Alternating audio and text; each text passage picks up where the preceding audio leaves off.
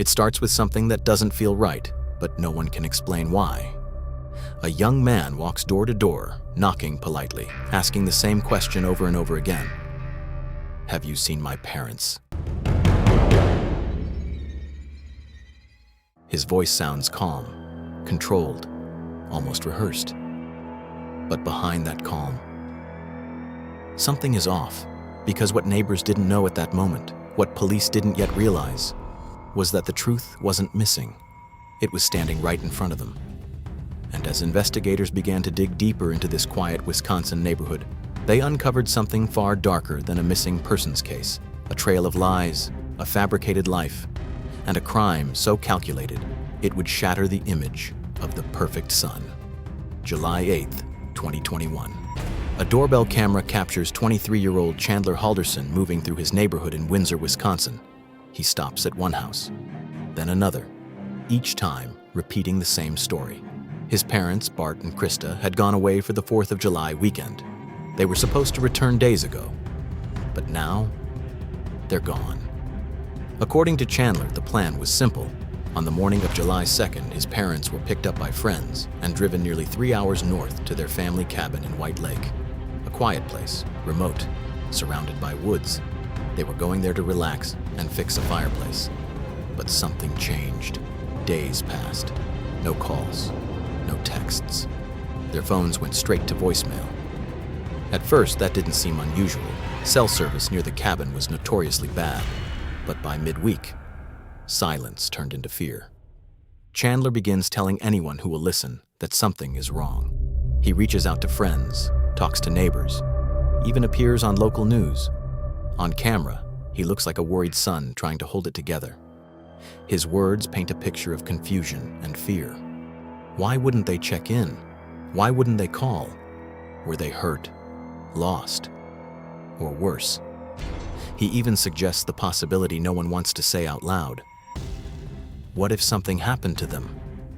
What if they're being held somewhere? It's the kind of thought that spreads quickly, because Bart and Krista weren't the type of people to disappear. Bart was known as dependable, the kind of neighbor who quietly helped others without expecting anything in return.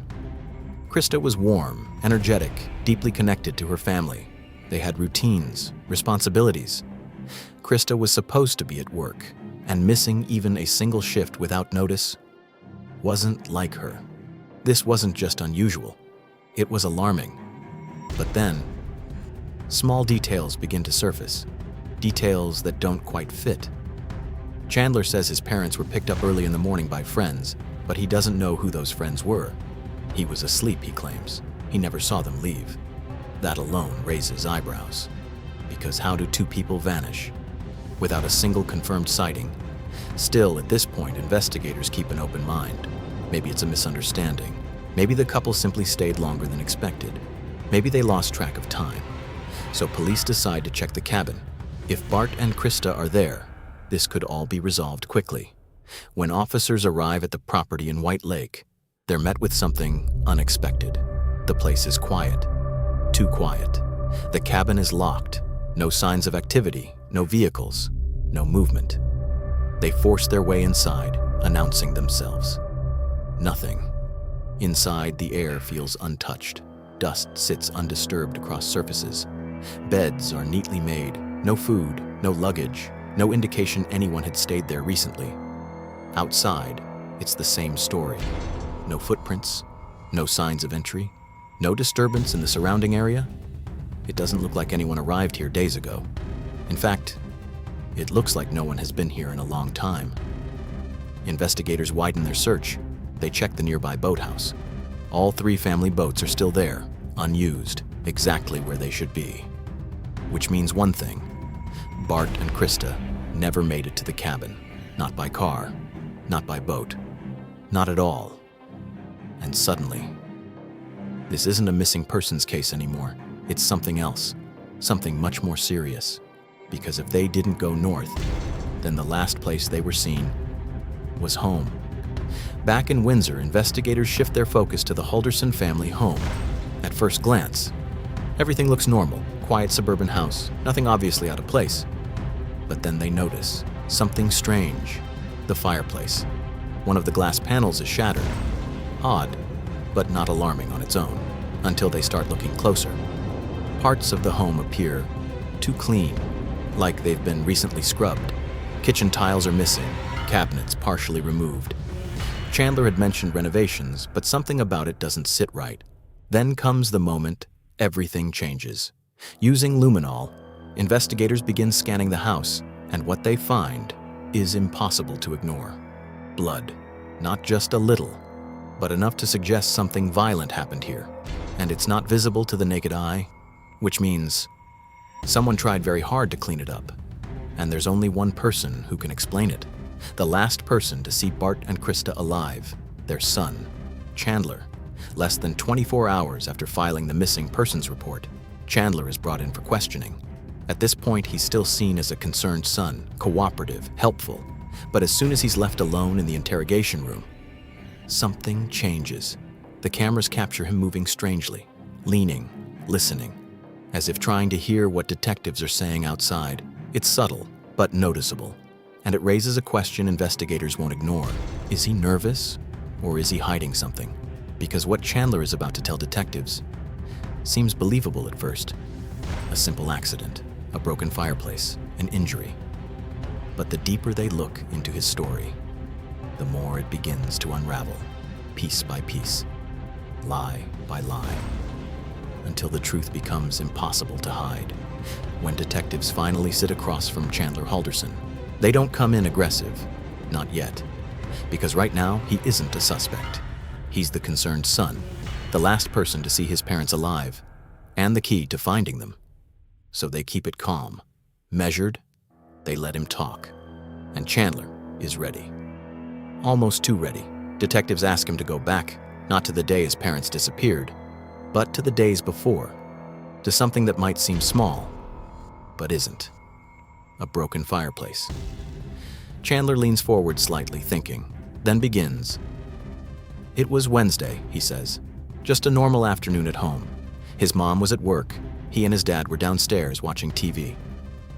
Wheel of Fortune, he recalls. Everything felt ordinary. Until it didn't. According to Chandler, he was playing with the family dog, tossing a ball back and forth, harmless, routine. But then, he throws it too hard. The ball hits the fireplace and shatters one of the glass panels. His dad gets upset, not furious, but annoyed. The kind of reaction you'd expect. They try to clean it up. But in the process, Chandler says he steps on a piece of broken glass, and that's when things get messy. He describes it as a serious injury, deep, painful, blood everywhere. So much blood, he says, that it spread across the floor. He even tells detectives that the bleeding didn't stop. That later, when someone checked the wound, there was still glass stuck inside. It sounds dramatic, but possible. Accidents happen. And for a moment, it explains something important. The blood. But detectives don't react right away. They don't challenge him. They don't interrupt. Instead, they let the silence hang. Because they're not just listening to what he says. They're watching how he says it. The pauses, the details, the confidence. And something about it feels rehearsed. At the same time, in another room, detectives are speaking with Chandler's girlfriend, Catherine. She's calm, cooperative, and importantly, she backs up his story. Yes, she says, he hurt his foot. Yes, there was glass. Yes, there was some blood. But then, a small detail slips through, one that doesn't match.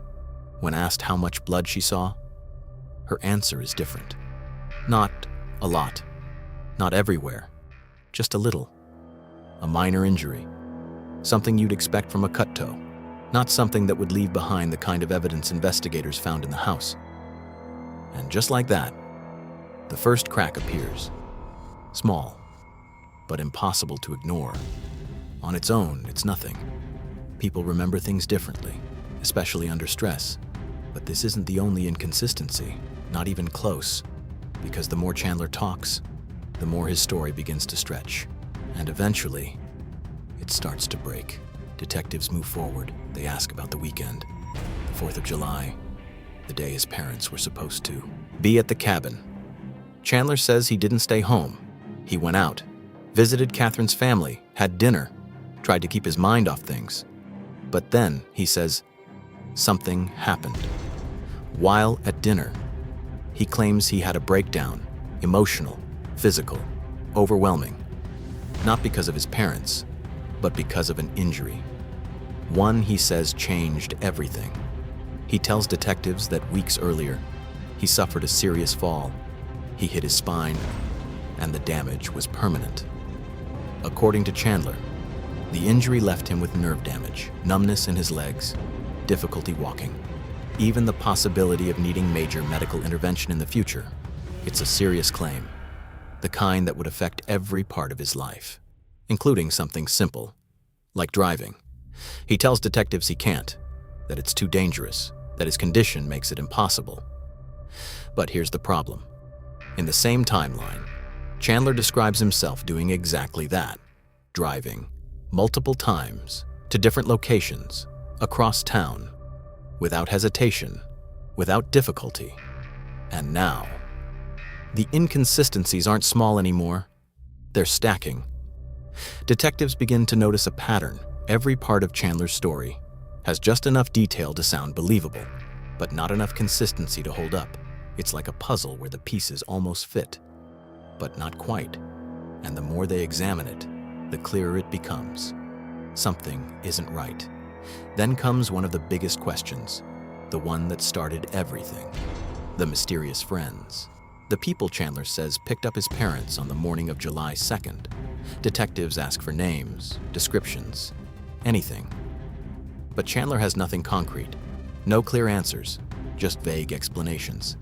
And that's when investigators turn to something more reliable than memory, evidence. They pull video from nearby homes, doorbell cameras, security systems, anything that might show what happened that morning. And what they find changes everything. No cars, no visitors, no sign that anyone came to pick up Bart and Krista. In fact, there's no evidence they left at all, which means one thing. The story Chandler has been telling isn't just flawed, it's false. Because if his parents never left the house, then whatever happened to them happened there, behind closed doors. At this point, everything changes.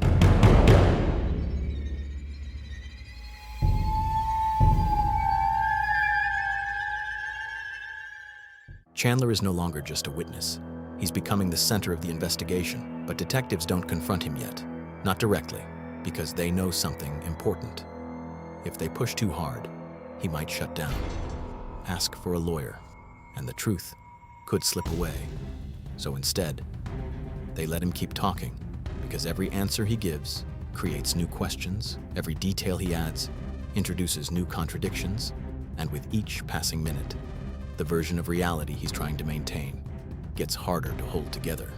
But what detectives are about to uncover next is far worse than a lie, because hidden behind Chandler's story is something much darker, a secret life built on deception, fake achievements, fabricated success, and a pressure that had been building for months, maybe longer, until finally, something snapped.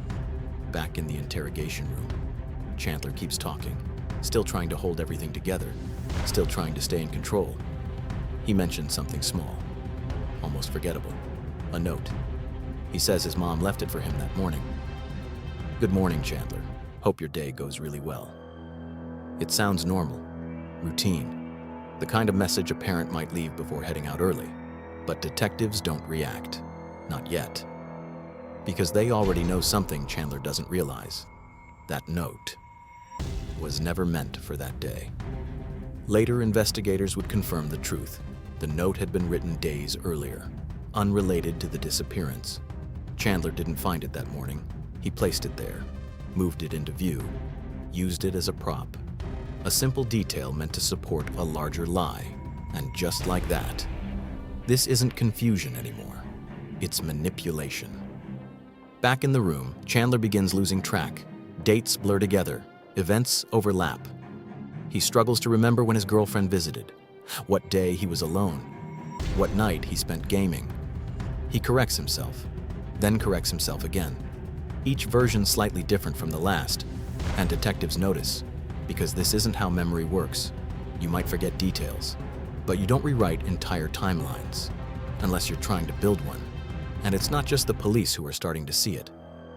Earlier that same day, Chandler had approached a neighbor, asked to check their doorbell camera footage. At first, it seemed reasonable, a worried son searching for answers, but something about the interaction didn't sit right. Later, that neighbor would describe it in a single sentence. He didn't seem focused on finding his parents. He seemed focused on the cameras, angles, coverage, what was captured and what wasn't. Still, for many people in Chandler's life, none of this makes sense. His girlfriend Catherine is asked directly, "Do you think he had anything to do with this?" Her answer comes quickly, firm. No. She can't picture it. No one can. Because to them, Chandler isn't dangerous. He's stable, smart, put together. Someone with a future already laid out in their minds. He had everything: an education, work experience, a promising career ahead, even a job offer from a company most people only dream about, plans to move, plans to build a life, plans that felt real, solid, certain. But what no one knew was that almost all of it was a lie.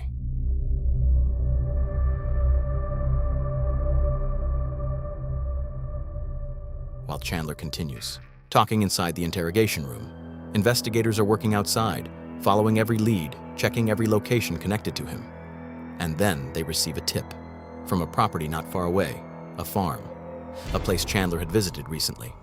Something about his behavior there didn't sit right, so officers move in.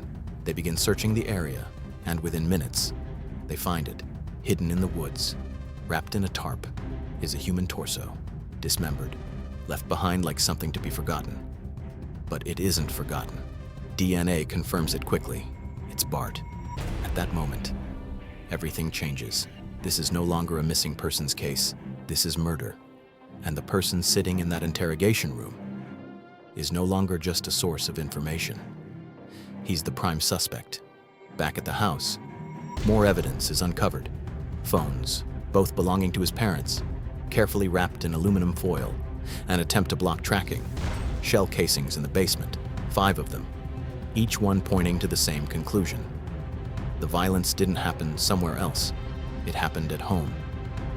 Detectives return to Chandler. This time, the tone is different. The patience is gone. The room feels heavier, more direct, more urgent. They sit across from him and finally say what they've been building toward. It's time to talk about what really happened. They don't reveal everything, not yet, but they make one thing clear. They know he's lying. They know his parents are dead. And they know he's connected. They give him an opening, a chance to explain, to justify, to tell his version, before it's too late. For the first time, Chandler doesn't have an answer. No long explanation, no detailed story, no attempt to fill the silence. Just one word: lawyer. And just like that, everything stops. The talking, the explanations, the performance, it's over.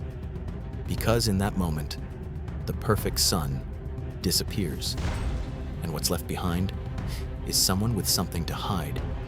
With Chandler silent, investigators begin piecing it together themselves. And what they uncover is far worse than anyone expected. It starts on July 2nd, inside the house, around midday. That's when Bart is killed. Shot, without warning. Hours later, Krista comes home from work. She walks into the same house, unaware of what's already happened, and she meets the same fate. But it doesn't end there, because what comes next is something even harder to comprehend. Chandler doesn't call for help. He doesn't panic. He doesn't turn himself in. Instead, he begins to clean, to plan, to cover everything up. Over the next 24 hours, he transports the remains, uses different locations, different methods, trying to separate the evidence, trying to make it disappear. One location leads to Bart. Another will eventually lead to Krista. It isn't until days later that the final clue emerges. A digital breadcrumb, a saved location, a moment someone almost forgot. And when investigators follow it, they find the rest, confirming what they already feared. Back at the house, another piece falls into place. The fireplace, the broken glass, the burn marks, fragments found inside. Together, they tell a story no one wants to imagine, an attempt to destroy evidence, one that went wrong, one that left behind more than it erased. By now, the evidence is overwhelming. The timeline is clear. The actions are undeniable. But one question remains. Why? Why would someone with a stable life, a future, a family that supported him, do something like this? The answer isn't simple, but it starts with the truth about Chandler's life, because the version everyone believed wasn't real. He hadn't graduated. He didn't have the job he claimed. There was no career waiting for him, no big opportunity, no future plan. Instead, he had built an illusion. Fake emails, fake conversations, even fake job offers, all carefully crafted to convince the people closest to him that everything was fine, that he was succeeding, that he was exactly who they thought he was. But lies don't last forever. Eventually, they crack. And in Chandler's case, that moment came when his father started asking questions, digging deeper, looking for proof, and getting closer to the truth. For Chandler, that was the breaking point, because exposure meant everything falling apart. The lies, the image, the life he had built. So instead of facing it, he chose something else, something irreversible. Just days later, he was arrested, charged, and eventually brought to trial. The evidence spoke for itself, and the verdict was inevitable. Guilty on all major counts. In the end, this wasn't just a story about a crime. It was about deception, about pressure, about the danger of living a life built on lies. Because sometimes, the person who seems the most put together, the most stable, the most perfect, is hiding something no one expects. And by the time the truth comes out, it's already too late. If you were captivated by this case, subscribe to Nightfall Crime Files for more gripping true crime stories. We uncover chilling cases, shocking twists, and the real stories behind the headlines. Subscribe to Nightfall Crime Files and turn on notifications so you never miss what's next.